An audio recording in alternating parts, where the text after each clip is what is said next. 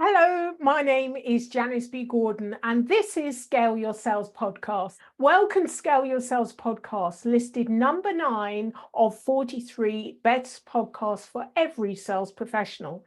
I am Janice B. Gordon, a customer growth expert and awarded RevTech strategist of 2024.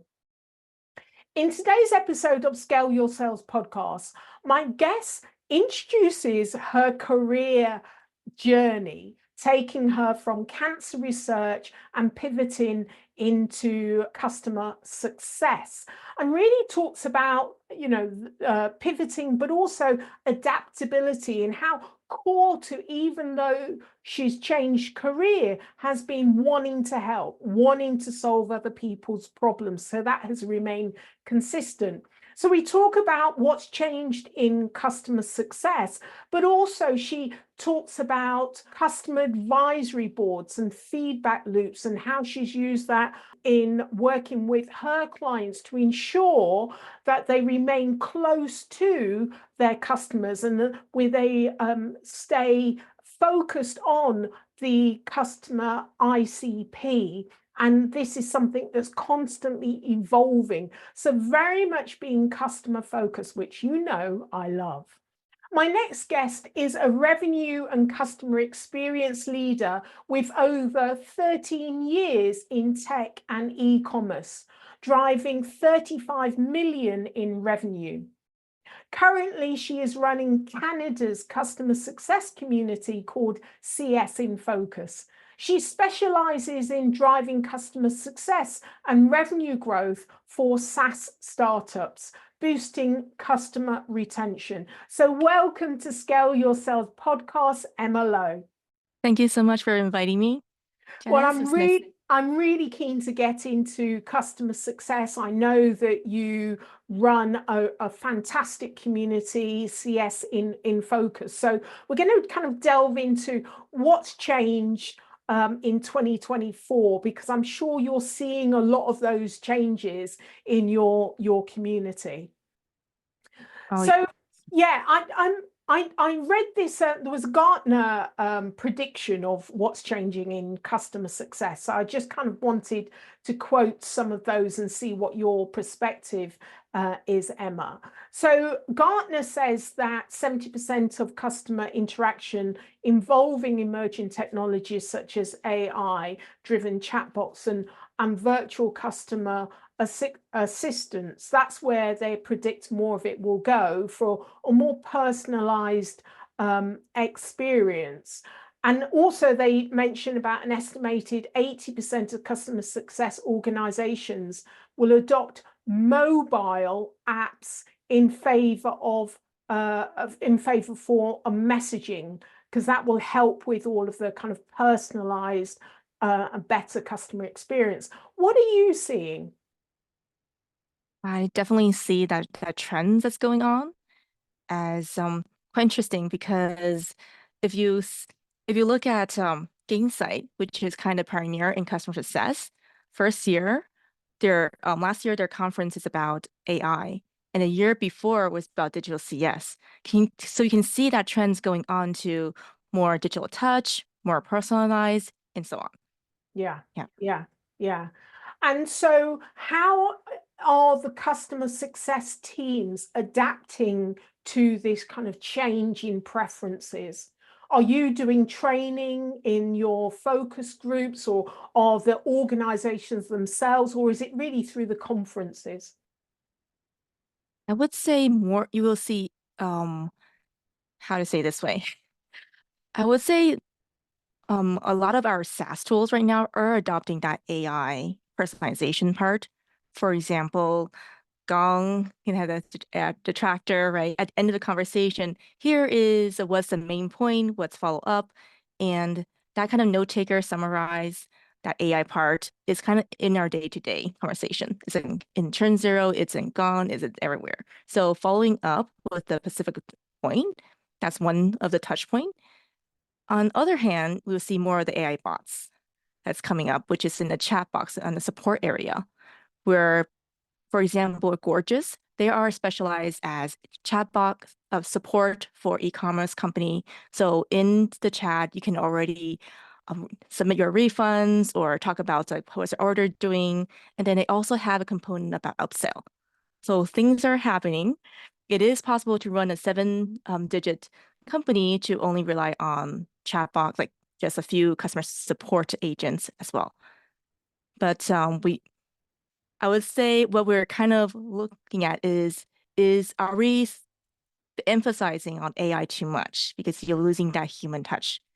So now we're talking about, is personalization really personalization? Yeah. Yeah, that's interesting because we often the pendulum swings one way where everyone gets on, and then it starts to swing back when they kind of rationalize, are we getting real value? Is this the best way for us to kind of grow forward? So it's interesting you bring up that point. So how are people rationalizing it? How much of AI and bots should they be using? How are they coming to those decisions? To be honest, I think we see this in pre-sale as well, as you can see more of those outbound using kind of fake personalization, I would say it that way. As I see you comment on Simon's whatever post, so I assume you're like this, right? Mm. But I think in the post-sale world that we now have data from all the interaction, customer engagement, conversations at the beginning. In CS, we always talk about the success planning. So we know what the customer come in here, we plan the goals together, and based on that, I think that's where what customer truly care about is that's where you actually supposed to be personalized. Yeah, Yeah. yeah. So in the customer success as part of the customer journey and the success plan, organizations, and this is what Gartner says, that organizations are looking to formulate strategies that are driving the revenue and profitability. How is that actually happening on the ground? I just kind of quick this is such an interesting conversation. I just had this. I was talking to another we call it scale CS lead side of things, like how can we do one to many versus the confusion of digital CS, where it's more the campaign driven and how what it all come down to is data. Like how well are we keeping up our CRM? How well are we tracking those interactions? And so on. And also I think we see the vision, but sometimes it'll come down to um, the basics, like, is that are we even capturing or document that? Are we following that? Because I know some companies, like for us, it's we're still living in spreadsheets or we're still living in Google Slides. All these things are documented outside of CRM, which is hard for any data or SaaS to grab that. So we always come back to like, are we documenting somewhere in a central place that everybody have access to or visibility to? And from there, then we can actually drive meaningful interaction. So something I always strive for is, are we meeting the customer at the right time, the right point, saying the same messages, or what would they want to hear about at that the meaningful interaction, I would say. I mean, I really love this because we have an intention of what we want to see, how we want to operate. And often we have the technology on the other side, but it isn't often either it's not adopted or it isn't quite there yet. Quite It's there yet. close, but it's not quite there yet. In that many people find it's quite labored. It doesn't have the user base to make it easy and it's not intuitive enough. So what's your view? Are we there yet with the technology or is it still evolving? I would say we are still evolving, and I can see more of a lot of tools coming out to fill the gap. For example, filling up the basic thing, filling up your CRM, you actually have some SaaS can do that yourself, but also it's come down to the data and the data integration. Like how well are the system talk to each other? That's kind of what we always come down to. And this is where I see RevOps that's coming in the background and help to streamline that process or the data integration and see everything as a whole instead of just the CS side of how we do those data points. That So makes sense? yes, it does. So it's not only the technology and seeing the data and making it useful and usable, but actually it's the operation behind it in terms of the different people operation silos, actually in the way that it's structured, that they work together, because that can often be a block, can't it? Yes. For example, right now I am actually managing the onboarding at Noibu. My current job is onboarding and also oversee the digital CS side of things at CS. So working with sales, like, hey, how are things being, the simple thing, the sales to CS handoff, how are we passing on that information, the operation side. But also we start be focusing on what the customer goals are based on their behavior instead of, oh, this is ARR segment this way. So we're now focusing on what the customer want, like how to interact, what feature they need when, if as versus if they're a marketer or versus a developer, they have different goals and different paths. I think if we can start from the beginning, how we identify them in the customer journey, that's when we kind of can plant those, like grabbing the right meaningful data point, the meaningful interaction, what messaging we send out, and kind of plant that along the way. That makes sense. It absolutely doesn't. I was thinking when you were talking, it reminded, I work with a media company, and they were working for kind of one of the largest construction and agricultural manufacturing of equipment.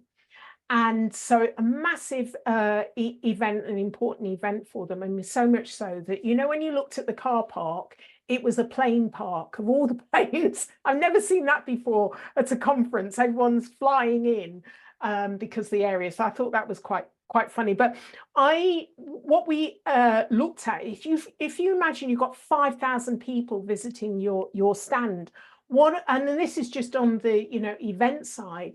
What they didn't have was the detail of what is the intention of each of these people. How are you going to make these different groups happy?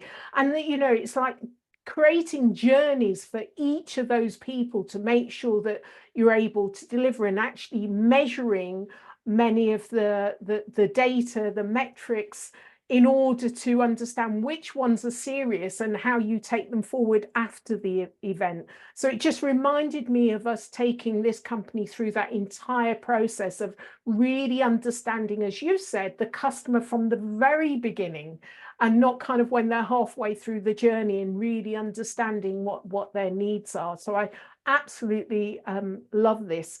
But it's interesting. So we've talked about, we're not quite there yet in terms of the technology. We've talked about having to organize the people, the operation, the processes, and how it's all aligned. What other blocks do you see in the customer success journey from an organizational and an individual point of view? I would say about ICP, I keep coming back to this. Are we serving the right client? And this is not just set one and done. As we know, we have to keep iterating it and use the customer success, like the retention, how the outcome is, to go back and refine the ICP, which is kind of trickle down to the messaging we're selling to from sales, and then how we want to have the best outcome or success for these clients, and also ultimately the business success as well. So to me, customer success is business success, and how do we get there is actually have to go from top, which is alignment and ICP, and our messaging, our product market fit, as all you can see. Yeah.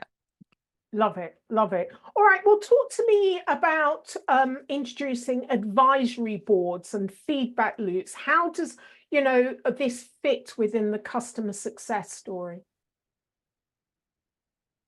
And this is quite interesting because I think no matter how we are doing as like ICP or internal, right? It always has to come back to what the customer wants. And that's why advisory is very important.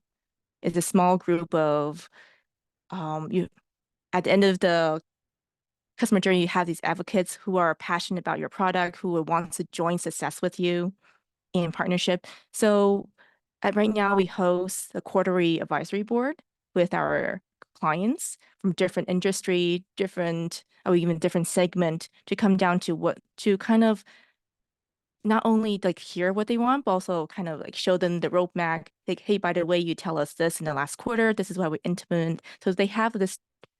It's all about like joint success to me and forge that path forward.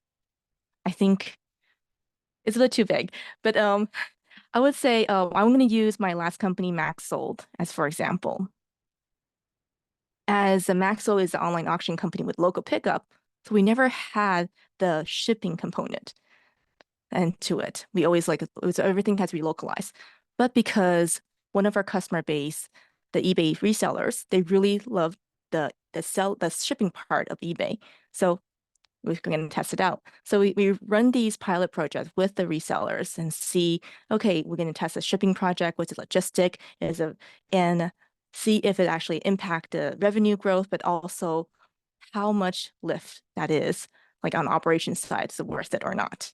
So I think these are all like innovation kind of stories that it all comes down to what the customer need and what customer need, what the market needs, like going forward. Yeah, and testing it. Testing it, Rather yeah. saying that, I mean, often we have quite a fixed mindset, and this is our business model, this is what we do, and ignoring other innovations if you've mentioned. But actually, it's like, okay, let's test it, let's see, let's not close it down until we know. Let's constantly pilot and test and see, and it can open up a whole new market for you, or actually increase the order value simply because you've offered this new innovation or access a point. So I really like that idea of, well, let's see. That's the Yes. mindset. That's well, let's see, let's test it. Let's so talk to me about the feedback loops in terms of the customer advisory boards. How do you set that up to make sure that you're gathering the feedback, the data, and you're acting on it and you're implementing it? In the last advisory board, we was led by the product director. And what she said is just forget all the ideas you have right now. What are the what is the ultimate goal that you want us to do? And start from there. And then do like a quick brainstorm session. So we did a brainstorm session. We went around the room, marking everybody's idea, how feasible it, and categorize like where should, for example, Noibu as e-commerce monitoring platform, what should we do for your company? Let's say Levi's or something. Like, how would we help you succeed? So they give us this big goals, what to do, and then we categorize. And then we took literally these are screenshots and back to the drawing board, like, hey, this is where we are. This actually aligns, like, hey, this is an interesting idea. And we document it as our brainstorm board. And so we're excited to be in the next meeting after 3 months later.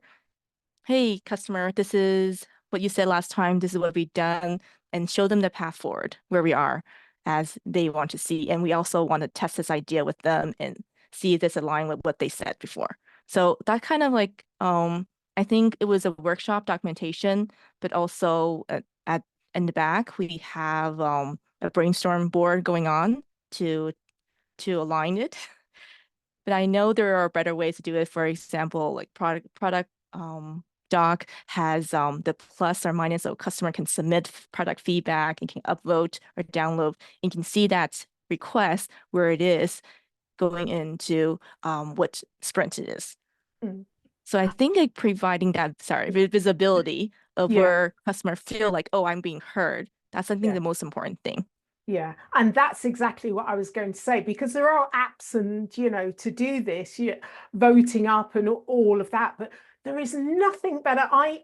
After my traditional sales experience, I went into customer experience and did a lot of this gathering feedback from the customers. And I think often in product teams, they lose the sense of the customer. And what I love about this, and I'm absolutely with you in terms of you cannot sell in isolation. You can't create in isolation. It has to be with the customer and having them as partners in the feedback groups, and making sure the word you use, which I love, is that customers feel heard.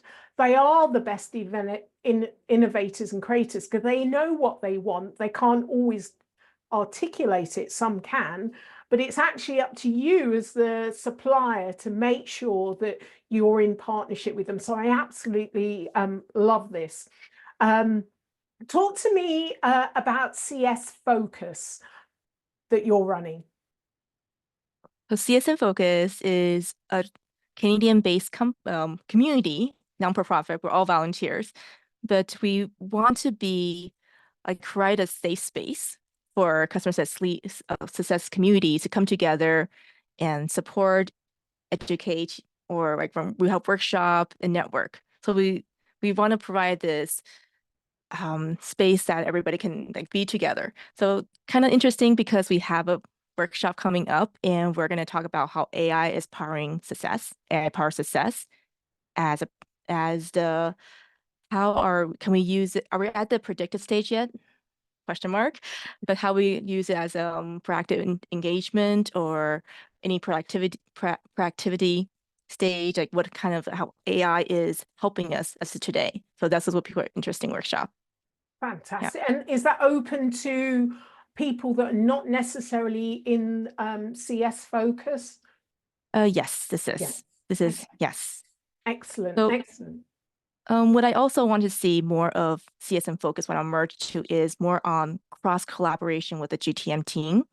So I'm also inviting partnership leaders, where I see also with undiscovered side of CS is partner success. How that side of the business we see partnership coming up and recently in B2B is a focus in how CS can actually superpower partnership in that way. So my vision is to bring up different topics in the community to widen up our vision and see what other teams are doing, and hear more and innovate more and grow and so on. I love that. I love that. And I know that you have on LinkedIn, CS Focus, many people that are listening to this can access there, but we'll put the links in the show notes. So Emma, I want to ask you, if you're on a desert island on your own, what would be the one thing you took with you?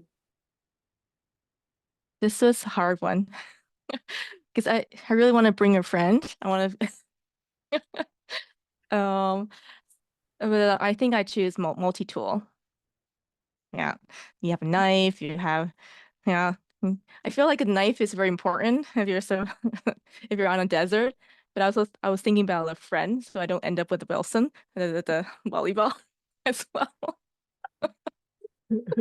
But yeah, it's definitely a multi-tool, and I see that and on my background as well. I don't think things would keep in one way. You have to have your way, figuring out and always be trying things differently.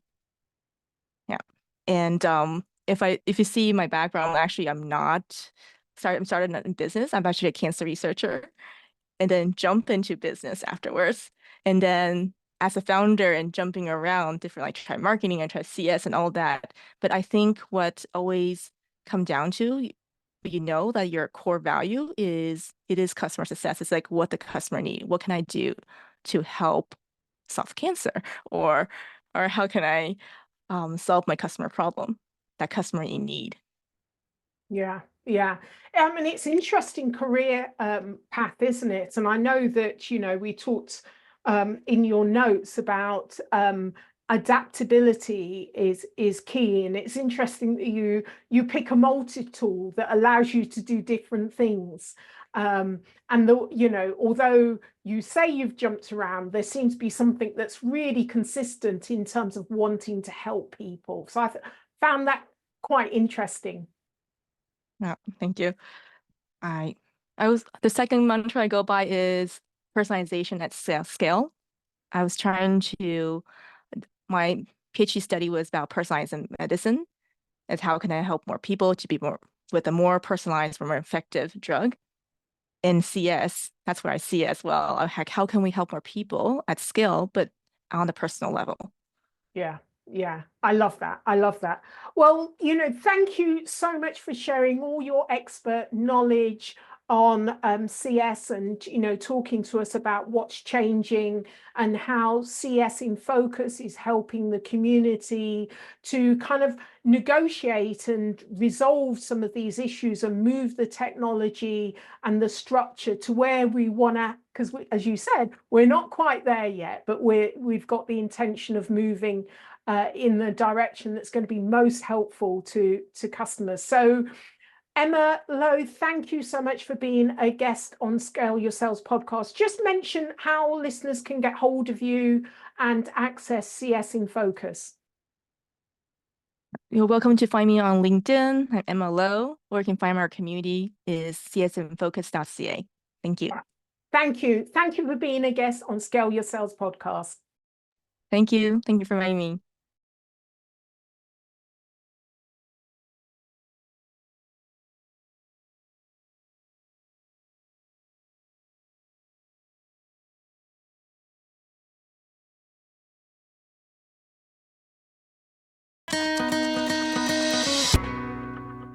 Thank you for listening to this week's episode of Scale Your Sales podcast.